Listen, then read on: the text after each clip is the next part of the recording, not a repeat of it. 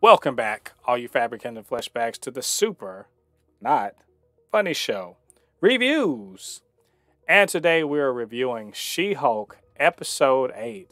It's entitled Ribbit and Rip It. It's come to you from Disney+.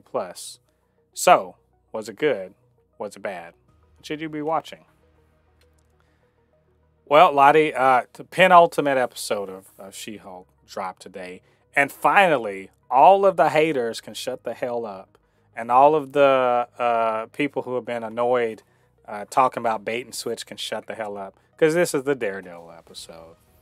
We have Jennifer Walters being forced to sue the guy, Luke, what's his name? Luke Jacobson, who makes her superhero costumes.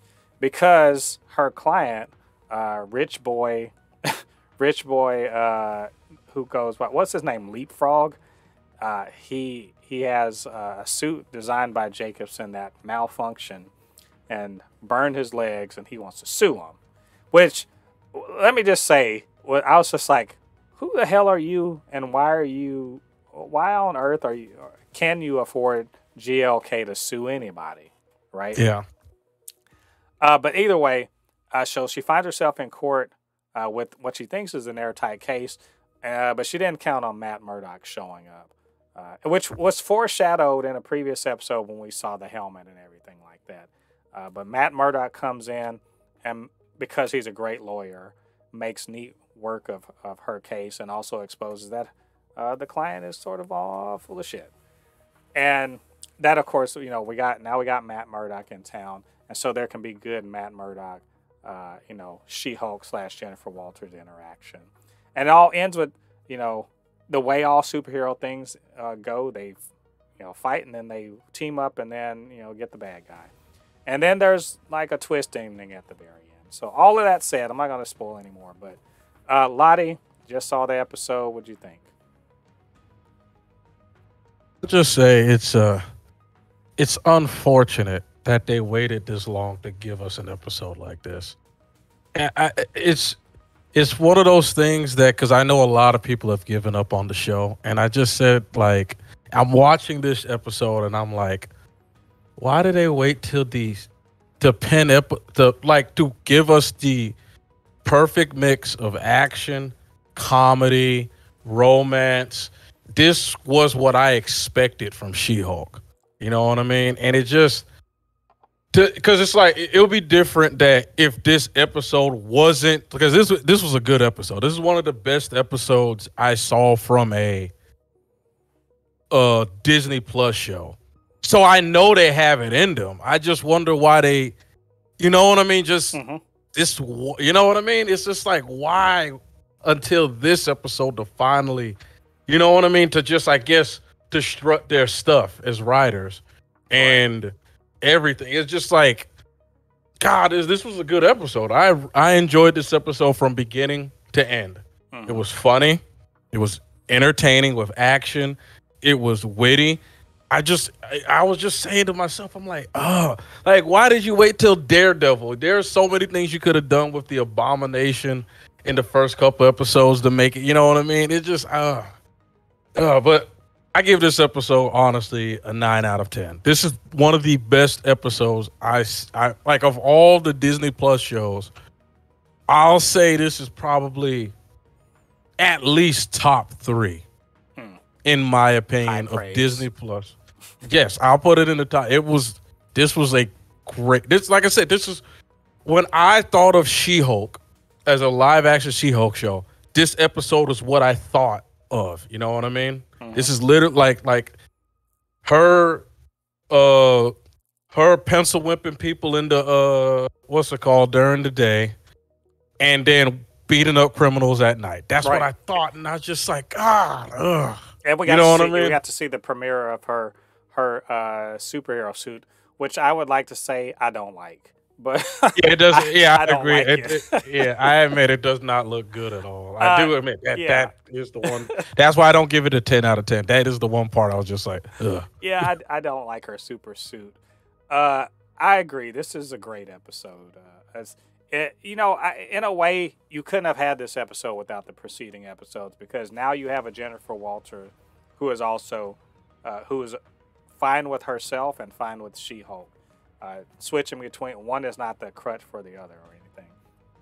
Mm-hmm. I think that her and Matt Murdock hitting it off to the point of, the one night stand was, perfect. That's a perfect thing. The thing is, I really like Jennifer Walters. Like, I really like her as a person. And I love the fact that Matt Murdock does too. That he likes her. He just really, they click. Not just professionally, in both aspects of their lives, but like just, interpersonally. Love that. So watching them go do the superhero fight, the fight was dope. Like, first, straight up, it was really good, the fight between the two of them. The unmasking was perfunctory. That's cool. Oh, okay, I like you. Why are we doing this? Oh, my client's a dick. All right, well, let's go bust him up. And then kind of like the superhero banter. You notice that that's one thing we don't get to see in these MCU. The last time we saw good MCU, like hero-to-hero banter, really was Hawkeye, right? Because generally speaking, these are, single people going off and doing their little superhero adventure. So we don't usually get to see the two heroes kind of having their banter thing. So watching them, jump in there, kind of fight the goons. It's goons, right? Not henchmen. Goons. And kind of beating them up and all of that stuff and bonding that way. That was so fun. Leapfrog's an idiot, but he's a useful idiot. And I do want to shout out, because this is going to go to the twist later on, that awkward ass little quote business meeting that she had to take with that douchey rich Elon Musk wannabe motherfucker. Like, it was just so, that dude sucks. And it sucks that he did that to her. And also Daredevil doing the walk of shame. Yes, I'm spoiling. Doing the walk of shame, but you know what? He should walk with his head held high, because he did that. And according to She-Hulk, he did that. To Jennifer, he did that. And I love the fourth wall breaking, where she's like, this should be the end of the show. And, and it wasn't. So, it's setting up for the finale. LADI, let's talk about that twist. Well, I said it. I really love this episode. I've loved all the episodes of this show, really. But this is, a top one. And he, Jenn, she looked at it, she's like, this is the best episode of the show. And I was like, agreed. So anyway. It's in my opinion, by far. It did everything right. And, by the way, Charlie Cox, my dog, I cannot wait to see him as Daredevil. Because he was on point in this one. Everyone who's like, he's quipping jokes. You know what? Shut up. You know nothing. Fans. Daredevil he's not all grim, broody. He's not fucking Batman. He will. He's not the Punisher. Yeah, he will crack jokes. He likes things. You know what? I mean, it's you got to think of this. This is the thing that, like, because I saw that online, and I just say to myself, you guys got to understand who Daredevil interacts with a lot. He interacts with Spider-Man. Oh my God! You know what I mean? Him and Spider-Man together. Thank you. Like everybody that you see that Spider-Man interacts with, what do they all have a sense of humor. Wolverine too. Wolverine has a gruff sense of humor, but Wolverine's funny. He will say jokes. It may not be in a in a smiling fashion, but it will make you laugh. Yeah. It's just that's where I just go, like, when I hear people say that, I'm like, nah, guys, I can't get along with y'all. Like, yeah, Netflix made Daredevil dark and everything because it's an origin story. This dude has been clearly, I'll say this, he's been Daredevil probably for about, let's say about 5 to 6 years. Sounds about right. He's popular. He's big enough that he's shocked that Jennifer Walters doesn't know who he is, his superhero because alter ego. It's because everyone in New York thinks that shit that happens in New York everyone knows about. That's pretty much it. But yeah, let's talk about the twist at the very end. No shit, Intelligencia ends up being as terrible as possible. This show has been constantly going hard at toxic fans, toxic males, all that bullshit online. The grifters and shit, the fandom menace, all them motherfuckers. And finally, they show like, oh, these people are coming in real, like doxing essentially, and that piece of shit Josh was basically doing it for clout on Intelligencia. I suspect. Now follow me. See if I'm on a good track. I suspect that dude that she works for that called and had her come out to dinner for a dinner meeting. I suspect he's Hulk King. He was giving her the smug eye, at the gala, and then how the hell those black guys in black show up? I think that's true, but her whole reaction to it. Do you think? I feel like at the end, when she looked at the camera, and when she reacted and tore shit up, that was Jenn losing control of her Hulk form. What do you think? Yep, and yeah, immediately she probably like looked at the camera and then she remembered what Bruce warned her about in the first episode. Mm-hmm. You know what I mean? Because clearly she was hulking out. Yeah. She was she lost. She was losing control of herself. Which I want to remind. This is the thing this is the problem with online discourse and people that the fact that we're watching this week to week and that we don't have the whole story. These motherfuckers that sat there and like how she acts like she's so much better and everything. She's perfect. She's a Mary Sue. Did y'all? That's the problem is when you don't have critical thinking, you can't critically, view media or stuff that you watch or read or whatever. That's when you start jumping to dumbass conclusions. She's never been a Mary Sue. This whole I know I got it Bruce shit has been proven over and over in this episode, in this series, that her, what she thinks is having it under control isn't true.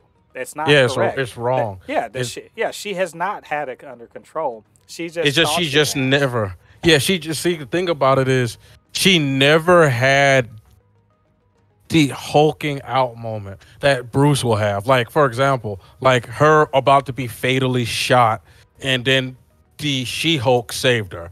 Or something like that happening where they try to either defame her character or attack someone she loves. She hasn't experienced those super raw emotions yet. She's only experienced like minor rage, like, dude, get off of me. Not